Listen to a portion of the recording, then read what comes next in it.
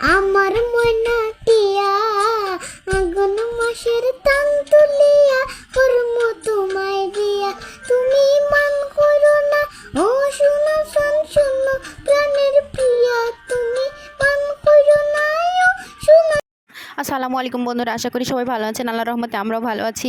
বেশ কিছুদিন পরে আপনাদের মাঝে আবার চলে এসেছি অন্য একটা ব্লগ নিয়ে। এতদিন যেহেতু আমাদের এইদিকে ধানের মৌসুম, এখন সব ধান কাটা হচ্ছে, তো ধানের কাজ নিয়ে ব্যস্ত, তার জন্য আপনাদের মাঝে ভিডিও শেয়ার করতে পারিনি। তো এখন একটু ফাঁকা হয়েছি, যে ভিডিওগুলো করে রেখেছি সেগুলো এখন আপনাদের মাঝে শেয়ার করছি। তো বন্ধুরা, এই যে আমাদের ধান কাটা হয়ে গেছে, এগুলো বলে জ্যৈষ্ঠ ধান। জ্যৈষ্ঠ আষাঢ় মাসে, যেই বৈশাখ জ্যৈষ্ঠ মাসে যে ধানগুলো কাটা হয়, সেই ধানগুলো এগুলো এখন সবার বাড়ি বাড়ি ধান কাটার সময় এসেছে।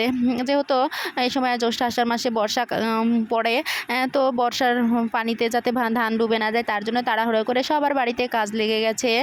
যে যার মতো কাজ করছে হুড়োহুড়ি করে। তো এখন এই ধানগুলো সব একা হাতে সব সামলাচ্ছি। আমার ননদ এসেছে, তো ও আমাকে ধানগুলো সব দিচ্ছে। এই ধানগুলো সব বিল থেকে কেটে শুকিয়ে আটি বেঁধে ভ্যান গাড়িতে করে নিয়ে আসা হচ্ছে, এসে আমাদের আঙিনাতে ঢালা হচ্ছে। সেগুলো আবার আটিগুলো সব সারি সারি করে ঠেসে ঠেসে সব রেখে দেওয়া হচ্ছে। তো আমরা বলি সাঙ্গার দিয়ে রেখে দেওয়া হচ্ছে। কেউ আবার পালাও দেয় গোল করে, আবার কেউ সাঙ্গার দেয়। যেহেতু আমরা কালকেই এগুলো বেড়ে নেব মেশিন দিয়ে, তো তার জন্য কালকেই থাকবে আজকের দিনটাই শুধু। তার জন্য সব বাড়ি জড়ো করে নিয়েছি এক জায়গায় সাঙ্গার দিয়ে। এগুলো সব পলিথিন দিয়ে ভালো করে ঢেকে ঢুকে রেখে দেব, আর কালকে সব বেড়ে নিব, নিয়ে ফ্যানে সব ধরে সব আমাদের ধানের গোলা, যেটাকে আমরা আউড়ি বলি, আপনারা কে কী বলেন অবশ্যই কমেন্ট করে জানাবেন। তো সেটাতে তুলে রাখবো। তো সবাই মাজায় কাপড় বেঁধে কাজ করতে লেগে গেছি। কেউ আবার কিছু মনে করবেন না। তো কাজের সময় আসলে আর কিছুই মাথায় থাকে না, খাবারের সময়ও পাই না। এই তো সব কাজগুলো এভাবেই সেরে নিচ্ছি। সবার বাড়িতে এখন ধানের কাজ, কেউ আমাদের গ্রামের সবাই ঐক্যবদ্ধভাবে কাজ করে। কারো যদি হয়ে যায় তো একজন আরেকজনেরটা করে দিবে। এটাই আমাদের গ্রামের মানুষের নীতি, যে কেউ কারো কাজ দেখলে বসে থাকবে না। আমারটা হয়ে গেছে, আমি যে বসে থাকবো সেটা না, সে আবার সবাই মিলে সেটা করবে। এই তো ধানগুলো সব বাড়ি দিয়ে এখন সব আবার ধরা হবে। একজনে কুলা ভরে দেবে, একজনে ফ্যানে উড়াবে, আর একজনে ধান টানবে। এভাবে আমরা করি সবাই।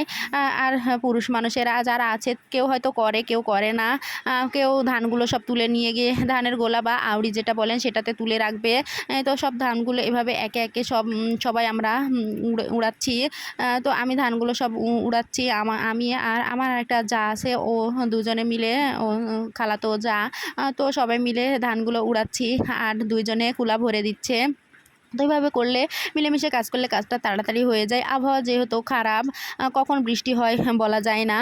তো ধান কাটার সময় একটু বৃষ্টি বেশি হয়, তারপরেও যেহেতু এবছর বাংলাদেশে প্রচুর খরা হয়েছে, কিন্তু তো বলা যায় না। এগুলো মৌসুমি ক্ষেত, এগুলো সিজনাল ক্ষেত, এগুলো যত তাড়াতাড়ি কাজকর্ম করে তুলে রাখা যায় ততই ভালো। বলা যায় না কখন কি হয়। ভিজে গেলে আবার সমস্যা হবে, আবার শুকাতে হবে ধানগুলো, কষ্ট হবে, বাড়তি একটা কাজ। তো এই ধানগুলো এখন তাড়াহুড়া করে ধরে নিচ্ছি। বিকাল প্রায় হয়ে এসেছে। তো বলছিলাম সন্ধ্যার আগেই ধানগুলো সব ধরে নিব।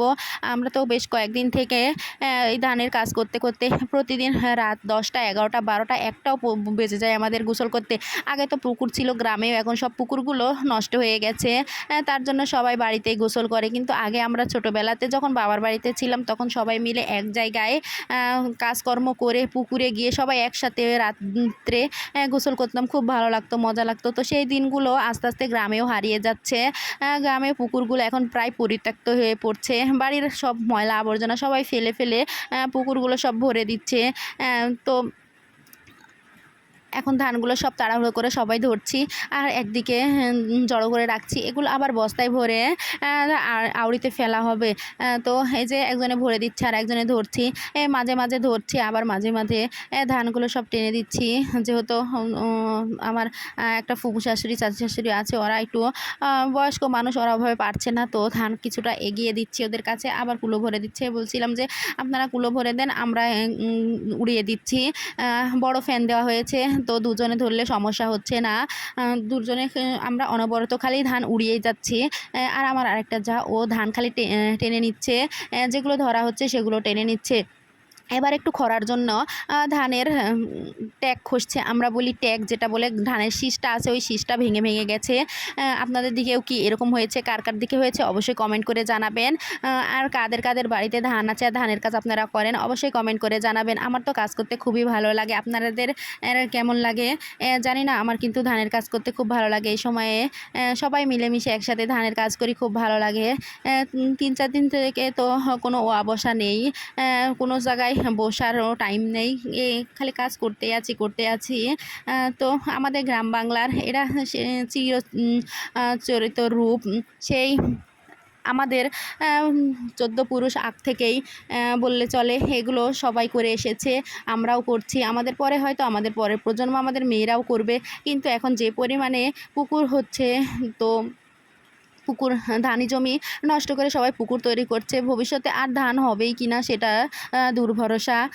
তো এই যে ধানগুলো এখন সব ধরে এভাবে নিচ্ছি, নিয়ে এগুলো সব তো পরিষ্কার করে আমার যা এর মধ্যে থাকা বাড়ি ট্যাগগুলো ঝাড়ু দিয়ে পরিষ্কার করে রাখছে এক সাইডে, আর আমরা উড়িয়ে যাচ্ছি।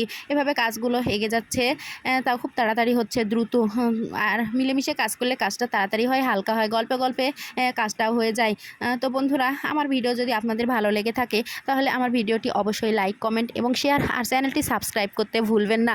আপনারা সাপোর্ট করলে আমরা সামনে এগিয়ে যেতে পারবো। আমরা গ্রামের মানুষ, সাধারণ জীবনযাপন করি, সাধারণ যেই কাজকর্মগুলো করি সেগুলি আপনাদের মাঝে তুলে ধরি। আজকের মতো এখানে শেষ করছি। আল্লাহ হাফেজ।